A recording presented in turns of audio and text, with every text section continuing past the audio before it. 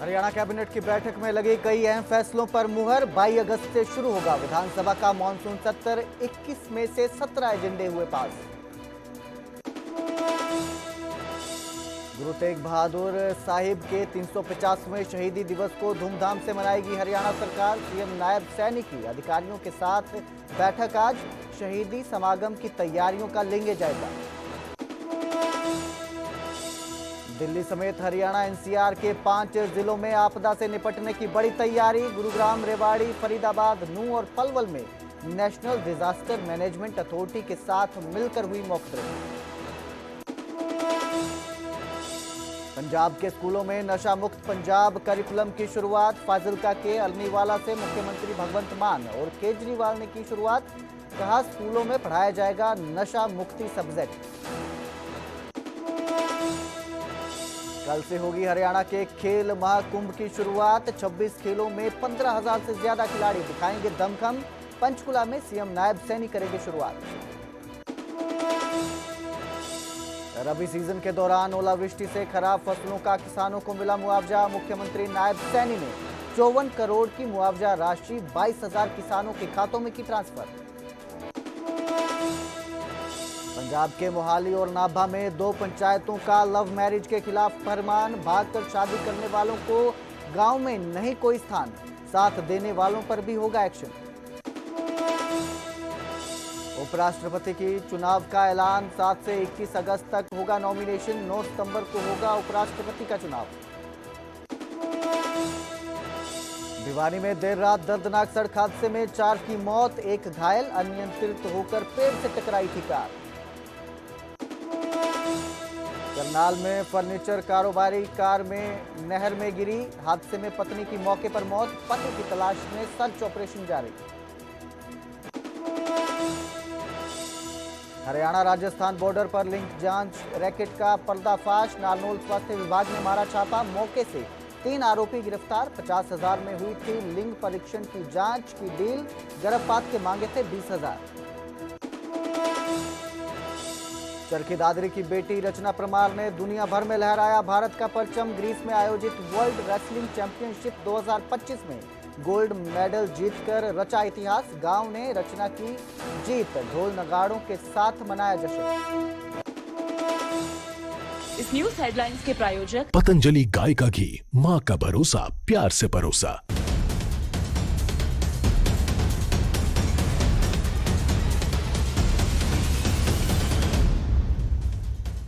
नमस्कार, स्वागत है न्यूज 18 पंजाब हरियाणा में। मैं आपके साथ कुलदीप भारद्वाज। हरियाणा प्राइम की शुरुआत करेंगे कैबिनेट बैठक के साथ। आज हरियाणा कैबिनेट की बैठक हुई जिसमें कई अहम फैसलों पर मुहर लगी। 22 अगस्त से विधानसभा का मानसून सत्र शुरू होगा।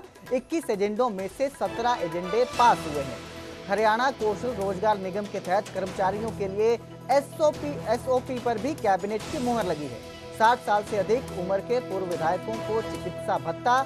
हर महीने 10,000 रुपए का चिकित्सा भत्ता दिया जाएगा। तो ये बड़ी खबर आपको दे रहे हैं। कैबिनेट की बैठक हुई, हरियाणा कैबिनेट की बैठक हुई आज। आपको बता रहे हैं इस बैठक में कई अहम फैसलों पर मुहर लगी। 22 अगस्त से विधानसभा का मानसून सत्र शुरू होगा। 21 एजेंडों में से 17 एजेंडे पास किए गए हैं।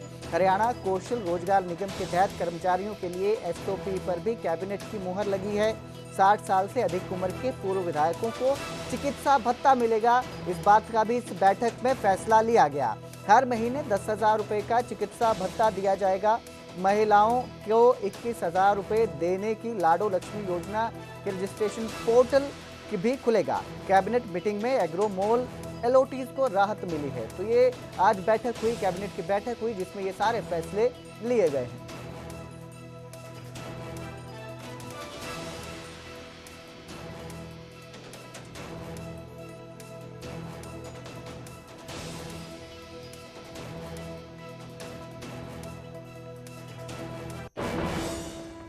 तो उधर फतेहाबाद में ओटीपी से फ्रॉड करने का मामला सामने आया। 46,300 रुपए की ठगी की गई। पुलिस ने 10 घंटे में रकम लौटा दी। पंजाब के राजन से ठग ने ओटीपी लेकर धोखाधड़ी की। पीड़ित ने 4 बजे ऑनलाइन शिकायत दर्ज करवाई। साइबर डेस्क ने तुरंत इसके बाद पूरी ठगी की जांच शुरू कर दी। थाना शहर फतेहाबाद स्थित साइबर हेल्प डेस्क को शिकायत सौंपी गई थी। जिसके बाद बैंकिंग सिस्टम और निगरानी से रकम को ट्रेस किया गया, ट्रैक करके उसे वापस लाया गया। रात 2 बजे पीड़ित के खाते में 46,300 जो पूरी राशि ठगी गई थी वो लौटा दी गई। पीड़ित राजन ने कहा कि उम्मीद नहीं थी, लेकिन पुलिस की इस कार्रवाई ने दोबारा सिस्टम पर भरोसा लौटाया है।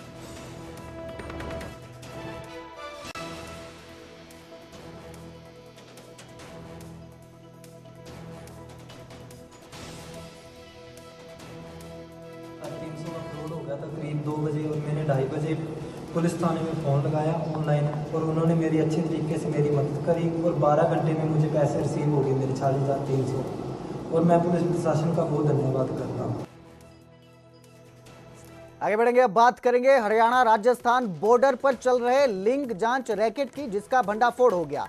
नारनौल स्वास्थ्य विभाग ने जो है रेड की, छापा मारा। राजस्थान के झुंझुनू जिले के गांव शिमला में ये लिंग जांच जो रैकेट था चल रहा था। गर्भवती महिला को डिकोय ग्राहक बनाकर टीम ने रणनीति रची। डिकोय ग्राहक मतलब एक नकली ग्राहक बनाकर भेजा जो उनके पास जाकर जो है इसका भंडाफोड़ कर सके। तो नकली ग्राहक बनाकर भेजा था, जिसके बाद उन्होंने इस केंद्र का भंडाफोड़ किया। लिंग परीक्षण की एवज में 50,000 रुपए में डील तय की गई थी। आरोपी रवि ने जांच के बाद लड़की होने की जानकारी दी और कहा कि गर्भपात के लिए 20,000 रुपए और लगेंगे। मौके से रवि, भारत शर्मा और उमेश को गिरफ्तार किया गया है। 3 आरोपियों को गिरफ्तार किया गया। मुख्य साजिशकर्ता अमित शर्मा मौके से फरार हो गया है। वहीं टीम ने मोबाइल, टैब, लैपटॉप और कैमरा भी जब्त किए हैं। गिरोह से 26,000 रुपए की नकदी भी बरामद हुई है। आरोपियों पर पीसीपीएनडीटी एक्ट और आईपीसी की धाराओं के तहत केस दर्ज किया गया है।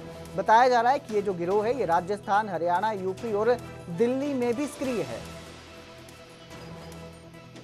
बीती रात हमने एक पीसीपीएनडीटी एक्ट के तहत एक डिकॉय ऑपरेशन किया है।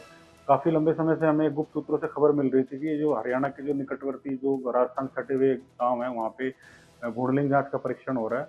इस चीज को अंजाम देने के लिए हमने एक डिकॉय ऑपरेशन रेडी किया। बीती रात हमने इन्फॉर्मर से बात करके और डिकॉय को तैयार करके गांव बदोपुर में गए हम। वहाँ पे गांव बदोपुर के अंदर इन्फॉर्मर ने दलाल से मिलकर वहाँ पे गांव शिमला में जो है भ्रूण को अंजाम दिया है। टीम को जैसे पता चला इसमें हमने 3 आरोपियों को दबोच लिया है। पहले आरोपी को उमेश कुमार, दूसरा भरत, इन दोनों को गांव शिमला से और तीसरा रवि सिंह, इसको बसावता सिंघाना से हमने दबोचा है। पुलिस को इसमें इंफॉर्मेशन दे दी गई है। राजस्थान पुलिस और राजस्थान पीसीपीएनडीटी टीम को इसमें इत्तला दी गई थी। उन्होंने साथ में हमारा सहयोग किया। क्योंकि मामला हरियाणा से स्टार्ट हुआ था तो जो मुकदमा है वो राजस्थान हरियाणा सदर नारनौल थाने में दिया गया है। पीसीपीएनडीटी की विभिन्न धाराओं में मुकदमा दर्ज हो गया है। तीनों आरोपियों को पेश कर दिया गया है। पुलिस ने 3 दिन का रिमांड मांग लिया है। मुख्य आरोपी रवि सिंह के खिलाफ राजस्थान के अंदर पहले से पीसीपीएनडीटी धाराओं के तहत 4 मुकदमे दर्ज हैं। उधर करनाल में पश्चिमी यमुना नहर में कार गिर गई। पति पत्नी इस कार में सवार थे। पत्नी की मौके पर ही मौत हो गई, जबकि पति लापता है, उसकी तलाश की जा रही है। महिला के शव को नहर से बाहर निकाल लिया गया है। पति अमित मिगलानी का अब तक कोई सुराग हाथ नहीं लगा है। एसडीआरएफ और गोताखोरों का सर्च ऑपरेशन लगातार जारी है। कार को नहर से बड़ी मशक्कत के बाद बाहर निकाल लिया गया है। हादसे की वजह क्या रही ये अब तक साफ नहीं हो पाई है। परिवार सेक्टर 13 के रहने वाला था, करनाल के सेक्टर 13 का, और असंध में इनका एक फर्नीचर का शोरूम है। रात करीब 12 बजे ये दर्दनाक हादसा हुआ। सूचना मिलते ही पुलिस और गोताखोरों की टीम मौके पर पहुंची। पुलिस अधिकारी कहते हैं कि वो जांच में जुटे हुए हैं। नहर के किनारे लोग जुटे हैं। मौके पर अफरा तफरी का माहौल था, लेकिन अभी तक जो है कोई भी सुराग नहीं मिल पाया है। अमित का कोई सुराग हाथ नहीं लगा है। सर्च ऑपरेशन चलाया जा रहा है।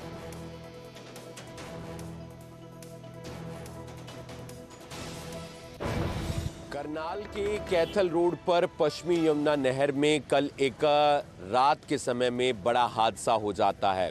ये हादसा उस वक्त हुआ जब पति पत्नी काले रंग की करेटा गाड़ी में जा रहे थे। अचानक ऐसा क्या हुआ वो अभी जांच पड़ताल का विषय है। और इसी नहर में जो कि आप देख पा रहे हैं पश्चिमी यमुना नहर, यहाँ पर वो काले रंग की करेटा गाड़ी मिलती है और उसके बाद कड़ी मशक्कत के बाद पहले जो पत्नी थी निशा मिगलानी उन्हें इस नहर से बाहर निकाला जाता है और एम्बुलेंस की मदद से अस्पताल में भर्ती करवाया जाता है, लेकिन डॉक्टर्स की तरफ से उन्हें मृत घोषित कर दिया जाता है। आप देख सकते हैं पानी का बहाव काफ़ी ज़्यादा तेज है, नहर की गहराई भी काफ़ी ज़्यादा है और इसी लोकेशन से जो काले रंग की करेटा गाड़ी है उसे हाइड्रा की मदद से, गोताखोरों की मदद से और पुलिस प्रशासन की मदद से बाहर निकाला गया। और अभी तक निशा मिगलानी के जो पति हैं अमित मिगलानी, जो उस वक्त उनके साथ कार में मौजूद थे, उनके बारे में कोई भी सूचना नहीं मिली है।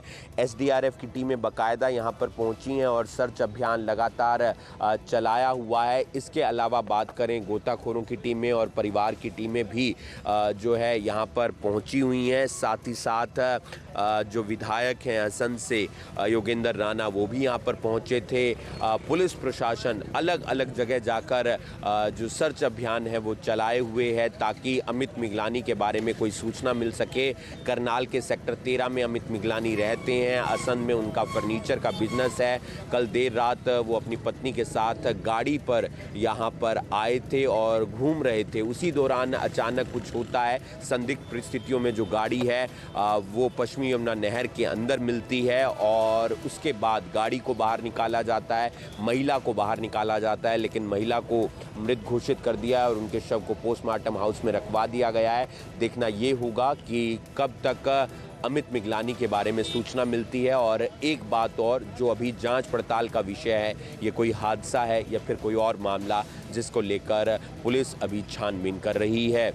और जिस प्रकार से अमित मिगलानी जी अपनी धर्मपत्नी के साथ कहीं घूमने के लिए आए थे, करनाल 13 सेक्टर के वो निवासी हैं। असंध में उनका फर्नीचर का कारोबार है और लगभग 12-13 साल पहले वो यहाँ करनाल में परिवार के साथ रहना उन्होंने शुरू किया था। और यहाँ आके ये हादसा कैसे हुआ कैसे नहीं हुआ ये तो जांच का विषय है। रात उनकी धर्मपत्नी को तो गोताखोरों ने, प्रगट सिंह की टीम ने निकाल लिया था और पुलिस प्रशासन भी यहाँ था, सभी पत्रकार थे हमारे असंध से भी, करनाल से भी, और जो यहाँ पर जो गुजर रहे थे लोग वो भी भारी तादाद में यहाँ पर पहुँचे थे। और निश्चित रूप से मिगलानी परिवार बड़ा सज्जन परिवार है, बड़ा समाज सेवी परिवार है और ये जिस प्रकार से हादसा हुआ पूरे असंध के लिए, पूरे करनाल के लिए एक अपने आप में बड़ा ही दुखदाई हादसा है। उससे मैसेज आया था कि कोई गाड़ी डूबी है जिसमें 2 लोग सवार हैं, तो तुरंत फिर जो लोकल लोग थे वो साथ में लगे थे और गोताखोर मौके पे थे उस टाइम। तो कोशिश तो बहुत की लेकिन फिर भी नहीं निकाल पाए या बच नहीं पाए। तो एक बॉडी रिकवर हो गई थी, दूसरा अभी पता नहीं लग रहा। प्राथमिक तौर पर क्या लग रहा है, क्या हुआ? इसको अभी कुछ नहीं कहा था, इस बारे में कुछ नहीं। गाड़ी रात ही निकाल दी थी। एसडीआरएफ की थी स्टेट की। चरखी दादरी की बेटी रचना परमार ने दुनिया भर में भारत का परचम लहराया है। गांव बोंद खुर्द की रचना ने ग्रीस में आयोजित वर्ल्ड रेसलिंग चैंपियनशिप 2025 में 43 किलोग्राम भार वर्ग में गोल्ड मेडल जीतकर इतिहास रच दिया। फाइनल मुकाबले में रचना ने चीन की खिलाड़ी को 3-0 से हराया। इससे पहले उन्होंने कनाडा, मिस्र और अमेरिका की पहलवानों को हराकर फाइनल में जगह बनाई थी। जैसे ही गांव में रचना की जीत की खबर पहुंची, लोगों ने ढोल नगाड़ों के साथ जश्न मनाया, मंदिरों में माथा टेका और लड्डू बांटे गए। ग्रामीणों और परिजनों ने बेटी की जीत को लाइव देखा और खुशी से झूम उठे। रचना इससे पहले एशियन चैंपियनशिप में भी गोल्ड जीत चुकी हैं। परिजन और ग्रामीण अब तक उन्हें ओलंपिक में खेलते देखना चाहते हैं। रचना के शानदार प्रदर्शन पर पूरा गांव गर्व महसूस कर रहा है। की परीक्षाएं शांतिपूर्वक संपन्न हो गई। परीक्षाएं खत्म होते ही आंसर की जारी कर दी गई है। शिक्षा बोर्ड प्रशासन ने तीनों लेवल की आंसर की जारी कर दी है। 3 महीने में रिजल्ट जारी करने में शिक्षा बोर्ड जुटा हुआ है। तीनों लेवल की परीक्षा में ना कोई यूएमसी बना, ना ही कोई एफआईआर दर्ज हुई। सफल आयोजन पर चेयरमैन और सचिव ने भी सभी का आभार जताया। शिक्षा बोर्ड चेयरमैन डॉक्टर पवन कुमार और सचिव मुनीश नागपाल ने प्रेस कॉन्फ्रेंस पर इसकी जानकारी दी। लेवल 3 और 2 में 83% तो लेवल 1 में 80% परीक्षार्थी उपस्थित रहे।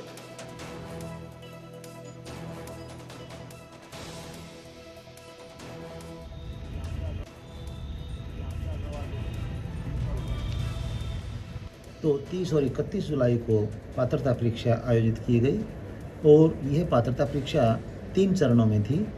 L3 जिसे हम लेवल 3 कहेंगे, जो PGT के लिए थी, वह 30 जुलाई को सायंकालीन सत्र में 3 बजे से 5:30 बजे तक हुई, जिसमें कुल परीक्षार्थियों की संख्या 1,20,945 थी, लेकिन जो उपस्थिति रही है वह 1,05,000 और 1,05,60 के करीब रही है, यानी 83% उपस्थिति इसमें रही है। इसी प्रकार से आज सुबह के सत्र में यानी 31 जुलाई को जो पात्रता परीक्षा TGT लेवल 2 के लिए थी, इसमें कुल परीक्षार्थी 2,01,518 थे, जिसमें से 1,67,000 परीक्षार्थी अपीयर हुए हैं। और यदि हम इसका पास प्रतिशत अपीयर प्रतिशत यदि हम देखें तो यह भी 83% यानी 83% के करीब उपस्थिति आज सुबह की रही है। कुरुक्षेत्र में दर्दनाक सड़क हादसा देखने को मिला। बस और बाइक की जोरदार टक्कर हो गई। इस हादसे में बाइक सवार 2 युवकों की मौके पर ही मौत हो गई। पिपली से अपने गांव बीड़ मथाना ये युवक लौट रहे थे। लाडवा रोड पर सिरसमा गांव के पास ये हादसा हुआ। आरोपी बस ड्राइवर मौके से फरार हो गया। दोनों युवक जो हैं वो भाई बताए जा रहे हैं। तो सड़क हादसा सामने आया जिसमें 2 युवकों की मौके पर मौत हो गई। इस हादसे में ये दोनों युवक जो मरे हैं ये दोनों भाई बताए जा रहे हैं। बस और बाइक की जोरदार टक्कर हुई। बाइक सवार दोनों भाइयों की मौके पर ही मौत हो गई। तो पिपली से अपने गांव बीड़ मथाना ये युवक लौट रहे थे। सिरसमा गांव के पास ही हादसा हुआ है। वहीं आरोपी बस ड्राइवर मौके से फरार है।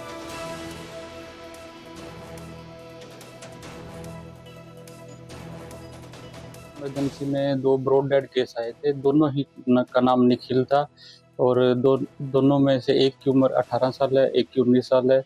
एक खरीगढ़ बोरक का रहने वाला है और दूसरा बीड़ मथाना का रहने वाला है। दोनों ही ब्रॉड डेड हैं और ऐसा प्राइमरी फेस पर देखने से लग रहा है कि क्रश इंजरी से कुछ है। दोनों को ब्रॉड डेड है डिक्लेयर किया है और उनका PI कर दिया। जैसे ही पुलिस के काबिज आएंगे उनका पोस्टमार्टम कर दिया। नूह के सरकारी अस्पताल में डिलीवरी के दौरान इतनी बड़ी लापरवाही देखने को मिली कि एक नवजात का हाथ ही कट गया। डॉक्टरों की लापरवाही से नवजात का हाथ बाजू से अलग हो गया। परिजनों का आरोप है कि ऑपरेशन में गलती की वजह से हाथ कटा है। तो वहीं डॉक्टरों का कहना है कि ब्लेड से हल्की चोट आई थी, लेकिन जब परिजनों ने देखा तो बच्चा बिना हाथ के था। परिजनों ने अस्पताल में खूब हंगामा किया। डॉक्टर पर जबरन साइन करवाने के भी आरोप लगाए। इसके साथ ही महिला से बदतमीजी और गाली गलौज करने के आरोप लगाए। परिवार का आरोप है कि डॉक्टरों ने धमकी दी कि अगर शिकायत किया तो जहर का इंजेक्शन दे देंगे बच्चे को जो नवजात पैदा हुआ है। इसके बाद परिजनों ने डायल 112 पर कॉल कर पुलिस को इसकी जानकारी दी। नगीना थाना पुलिस मौके पर पहुंची और पूरे मामले की जांच में जुट गई। परिजनों ने सख्त कार्रवाई की मांग की है। ये जो लापरवाही देखने आई है, आरोपी डॉक्टर और अस्पताल प्रशासन पर सख्त कार्रवाई की मांग की है।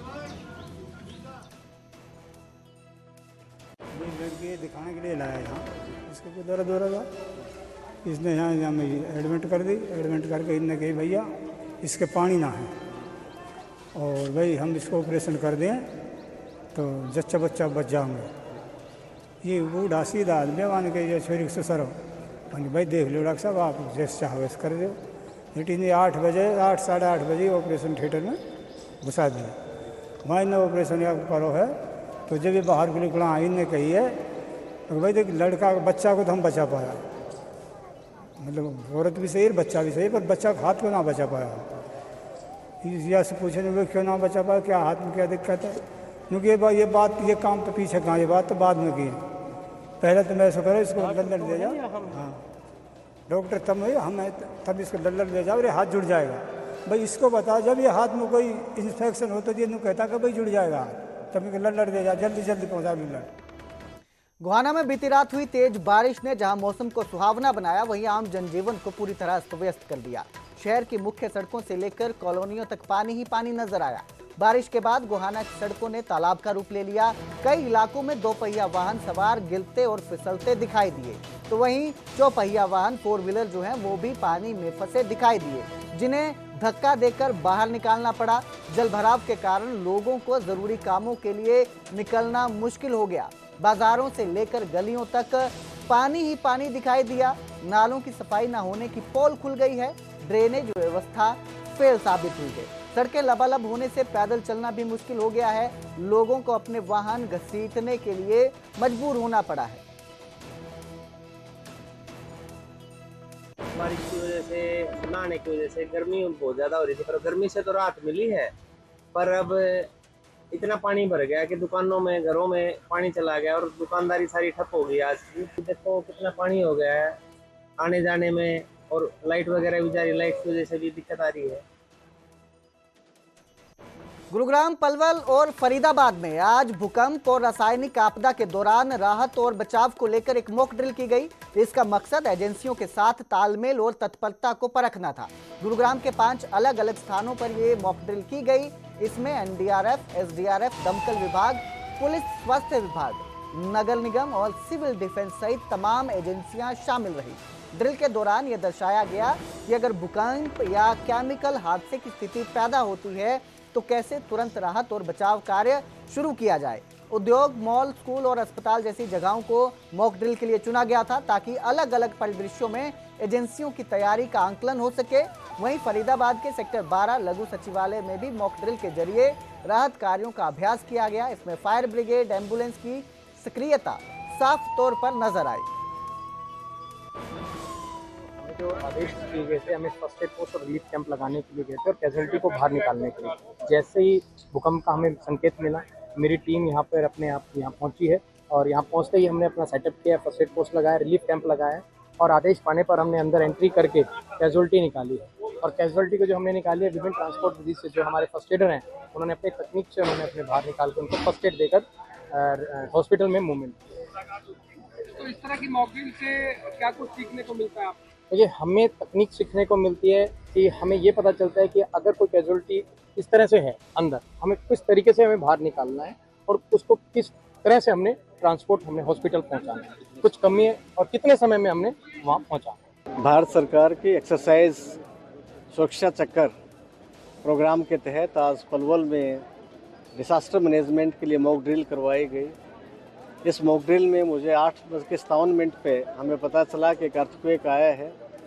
9:03 मेरे पास इंफॉर्मेशन आई और पूरे सभी डिपार्टमेंट्स को कोऑर्डिनेट किया गया, उनको सिमुलेट किया गया और सबको मॉक ड्रिल के तहत बुलाया गया। आपने देखा कि सभी डिपार्टमेंट्स में बेहतरीन कोऑर्डिनेशन था।